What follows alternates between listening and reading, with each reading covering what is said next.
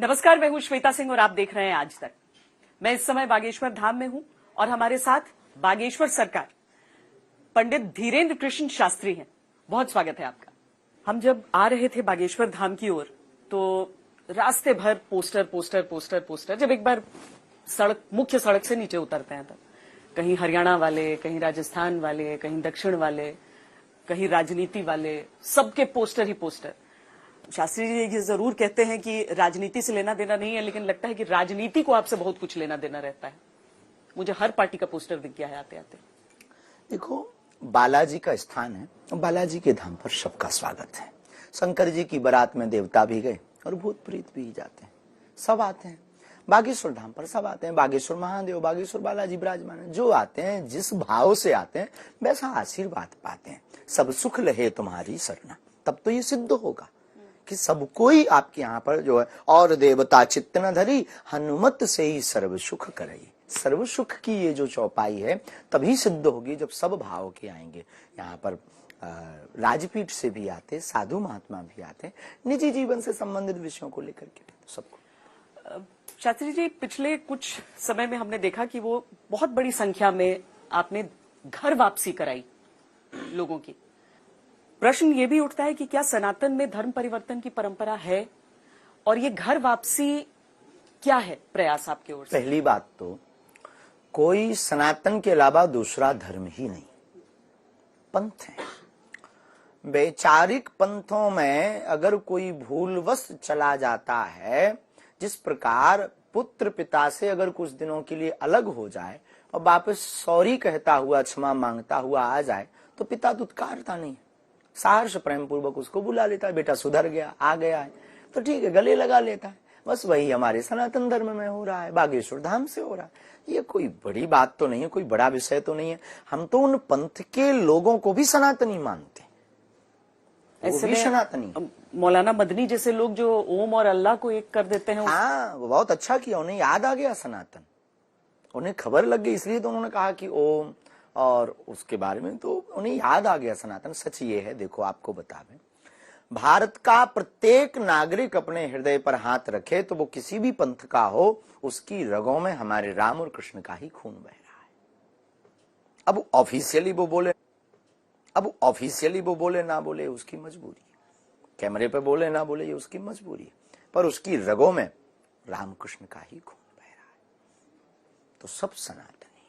तो ये घर वापसी जो होती है उसकी कोई प्रक्रिया होती है, और क्या वो प्रक्रिया धाम की ओर से अलग है? कोई अलग नहीं। आए, हनुमान चालीसा का पाठ करवाया, मस्तक पर सनातनीय प्रतीक के रूप में जो तिलक है, भाल पर तिलक का विधान है, उस तिलक को लगाते हैं और भगवान के सामने प्रायश्चित करवाते हैं, गंगा जल छिड़कवाते हैं, गंगा जल का पान करवाते हैं। गंगा ही कैसी पवित्र नदी है, पवित्र नदी है जिसके स्पर्श से पापी भी तर जाता है। तो जो वैचारिक बदल चुके थे, क्या उनकी बुद्धि शुद्ध नहीं होगी? बिल्कुल होगी, इसलिए गंगा जलपान कर। आपके आलोचक कहते हैं कि क्या ऐसे ही हिंदू राष्ट्र बनेगा फिर? शायद। कि आप धर्म में वापसी कराना चाहते हैं सबकी? हमने सबकी तो नहीं कहा, हम तो सबको मानते ही सनातनी, और हिंदू राष्ट्र है, था, घोषणा की आवश्यकता है, वो होकर बहुत जल्दी। पर घर वापसी के साथ ही, क्योंकि आपने हमेशा कहा है कि धर्म आवश्यक है, जातियां नहीं होनी चाहिए, पर क्या जब वापस परिवर्तन होता है, जो घर वापसी आप आयोजन करते हैं, तो उसमें कोई जाति का भी अंश रहता है? कोई जाति का अंश नहीं, सब प्रकार के लोग होते हैं सभी में। हमारी यात्रा में जाति को महत्वता ही नहीं है। हिंदुत्व और सनातनी को, धर्म को महत्वता है और मानवता को महत्वता है। हम तो मुसलमान का भी विरोध नहीं करते, ईसाइयों का भी विरोध नहीं करते, उनका भी स्वागत। हमारे यहाँ तो सब कोई मंगलवार को आकर देखे तो सब पंथों के लोग आपको नजर लग आएंगे, यहाँ पर सब पंथों के आपको नजर आएंगे और सब प्रणाम करते हैं, सबका स्वागत है। और हम तो प्रत्येक भारतवासी को आह्वान करेंगे, आओ सनातन में चले। अन्य पंथों के लोगों को भी कहेंगे, आओ वापसी। आनंद, यहाँ देखो तो कितना रस है, कभी देखें? रस का मतलब भीड़ नहीं, रस का मतलब आनंद, रस का मतलब सनातन कितना व्यापक धर्म है। वसुदेव कुटुंबकम, उदार चरिता नाम, विश्व का कल्याण हो, कि एक सनातन ही तो है जो विश्व कल्याण की कामना करता, विश्व में मंगल हो। एक सनातन ही तो है जो विश्व की मंगल की कामना करता, विश्व में शांति हो। एक सनातन ही तो है जो विश्व में शांति चाहता है। तो हमने कभी किसी पंथ का विरोध नहीं किया। और कोई अगर साहब राम जी की शरण में विभीषण जी आए थे, क्या भगा देते राम जी? आ गए तो आओ भी, वेलकम है, स्वागत है। उसी प्रकार अगर कोई आ जाता है तो स्वागत है। क्योंकि यहाँ पर घूमते हुए धाम में मैंने बहुत सारी चीजें देखी जो शायद दूर बैठकर लोग नहीं देख पाते हैं। एक नया चिकित्सालय जो यहाँ पर आपका बना है, वो भी मंदिर के ठीक नीचे, मंदिर के ठीक नीचे है, और वहां पर भी लोग अपना पहुंच रहे हैं इलाज के लिए।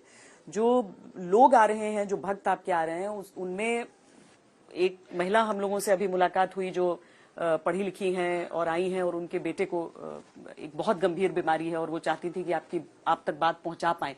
यानी कि उतनी आस्था है उनको।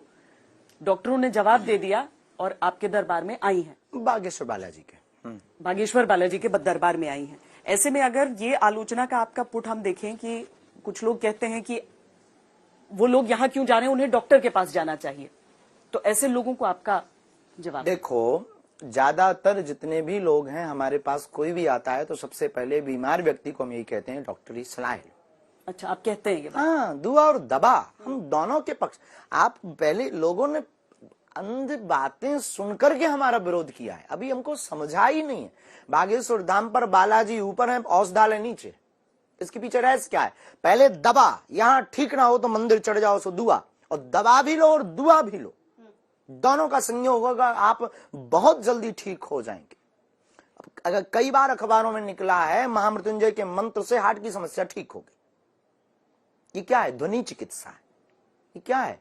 ये एक पद्धति है, मंत्र चिकित्सा है। बागेश्वर धाम पर वही है। हम विरोधी नहीं है वैज्ञानिकों के, डॉक्टरों के। लोगों ने मान लिया, लोगों ने समझा नहीं हमको, इसलिए वो बोल रहे हैं। हमारी प्रथम कोशिश ये रहती, डॉक्टर को पहले दिखाओ, उसके बाद जब ठीक ना हो तो नासे रोग हरे सब पीरा, जपत निरंतर हनुमत बीरा। आज सभी रोगों का नाश करने की सामर्थ्यता हमारे इष्ट में है, और वो ठीक होते भी हैं बालाजी की कृपा से हो जाते। आज सुबह आपका दरबार आज सुबह जाकर पूर्ण हुआ, आप सोते कब हैं? 2-3 घंटा जब समय मिलता है। आज 5:30 बजे गए सुबह, हाँ। 6:30 ऊपर पहुंच पाए, मिलते 6:30 पहुंच पाए, जहाँ छोटा सा स्थान बना है। और फिर आ गए थे 11-12 बजे, फिर बैठ गए थे। तो कुछ लोगों को वहां बैठक करना, यज्ञ की व्यवस्था जो हुई है यज्ञ, उसके सामान को वापस करना। धीरे धीरे फिर नीचे आ गए। जिंदगी में सोते तो रहना ही है। जितने श्वास हैं, जितना समय है, समाज सेवा और सनातन के लिए लगा पावे। हमें लगता है कि बहुत कम समय में हमें बहुत लंबी यात्रा तय करनी है सनातन के लिए। इसलिए हम कोशिश करते हैं कि शरीर के लिए उतना भोजन जरूरी जितने से जिया जा सके। हम खाने के लिए नहीं जीते, जीने के लिए खाते। उम्र की ऊर्जा है या दोनों है? संकल्प की? सनातन का जुनून है, संकल्प का जुनून है, दृढ़ता है, इष्ट की कृपा है, और हनुमान जी की दया है, और उम्र की ऊर्जा है, और सत्य संकल्प का ये प्रभाव है। सभी श्रद्धालु आपकी प्रतीक्षा कर रहे हैं, लेकिन कुछ मुद्दों पर मैं आपसे जरूर पूछना चाहती हूँ। गौरक्षा पुण्य का काम है, पर गौरक्षा के लिए किसी इंसान की हत्या कितना सही है? देखो, हमारा सनातन धर्म हिंसा की बात ही नहीं करता। अहिंसा परमो धर्म। अगर आप हम पर आरोप लगाएंगे कि आप भी तो माला भाला की बात करते हैं, तो इस पर हमारा सीधा सिद्धांत मत सदैव यही रहा, भाला का अर्थ लोगों को दंडित करना नहीं, उनको उनकी असलियत बता करके झुकाना, आत्मरक्षा। तो गौ माता के लिए रक्षार्थ बहुत जरूरी है, परंतु शास्त्र ये भी कहता आतताई बधारणा। हम नहीं कहते, शास्त्र तो कहता है आतताई बधारणा। रावण जब नहीं माना, देखो भाई, एक व्यक्ति से अगर पूरा देश दूषित हो तो ऐसे व्यक्ति का वध ही उचित है। एक और नया विवाद आज हुआ था जब कुछ बच्चों को हटा दिया गया था, मदरसों से निकाल दिया गया था क्योंकि उन्होंने दाढ़ी हटा ली थी अपनी। ये धर्म की स्वतंत्रता, उनकी निज पंथ की मर्यादा। धर्म तो सनातन है, सनातन की बात है, धर्म तो सनातन है, ये उनकी निज पंथ की वैचारिक। पर आप मतलब वो अगर अपना धर्म वो कहते हैं तो फिर उनको स्वीकारने में क्या गलती है? जैसे आप पंथ कह रहे हैं, वो कहते हैं हमारा मजहब है। हमारे गांव में एक पागल था, वो अपने आप को प्रधानमंत्री कहता था, मर गया बेचारा। अब उसके कहने से वो प्रधानमंत्री थोड़ी हो गया। आजकल बचा नहीं है, अगर वो होता जिंदा तो हम आपकी मुलाकात करवाते। तो वो अपने आप को प्रधानमंत्री कहे। हम मिलते थे, साहब कैसे हो, क्या बन गए, प्रधानमंत्री हो गया। अब आप क्या कहोगे ऐसे लोगों को। भारत विश्व खैर उसको मेंटल हॉस्पिटल भी ले गए थे, ठीक नहीं हुआ। लोग मान जाएंगे आपकी बात, आपके अनुसार जो अलग पंथ के हैं? उनके मानने से कोई फर्क पड़े? हिंदू राष्ट्र की बात आप करते हैं। लगभग जो सच्चा सनातनी और सच्चा हिंदू व्यक्ति है और सच्चा हिंदुस्तान का व्यक्ति है, चाहे वो कोई भी मुसलमान हो, वो हमारे साथ है। ये एक सामाजिक आंदोलन होगा या राजनीतिक? क्योंकि जब तक राजनीति नहीं मानती है, स्वीकार नहीं करती राष्ट्र है, हितैषी और सामाजिक समरसता हितैषी आंदोलन। इसके लिए भी आपको राजनेताओं का साथ नहीं चाहिए?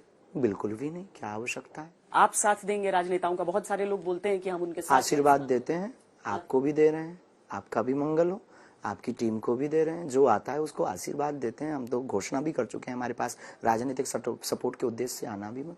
आशीर्वाद की भावना चाहिए। इस आयोजन के अंतिम दिन में हमने कहा भी है, हमारा ऐसा कोई भाव नहीं, हम क्यों साथ देंगे, बालाजी सबका साथ देंगे ना। हम कौन होते हैं? हम एक भारत के सिर्फ नागरिक हैं। हम कोई पॉलिटिक्स नहीं है, हम कोई विचारधारा नहीं है, हम कोई बहुत बड़ी टीम नहीं है, हम कोई बहुत बड़ा संघ नहीं है, हम कोई बहुत बड़ी लॉबी नहीं है। हम एक भारतीय नागरिक हैं, आम नागरिक। 26 साल की उम्र में एक बहुत बड़ी जिम्मेदारी नहीं उठा ली है आपने? ध्रुव जी और प्रहलाद जी ने तो 5 वर्ष की अवस्था में जिम्मेवारी उठाई थी। हमारी अवस्था तो 20 साल अभी भी उनसे ज्यादा है। हमें लगता है हम लेट हो गए। ये काम हमको 18 साल में शुरू कर देना चाहिए था, और आप भी लेट पहुंचे। इस बात पर चर्चा करने के लिए लगभग, क्योंकि आपको कम इस देश को शायद 1947 में ये बात कर लेनी चाहिए थी, तो हमें जरूरत न पड़ती।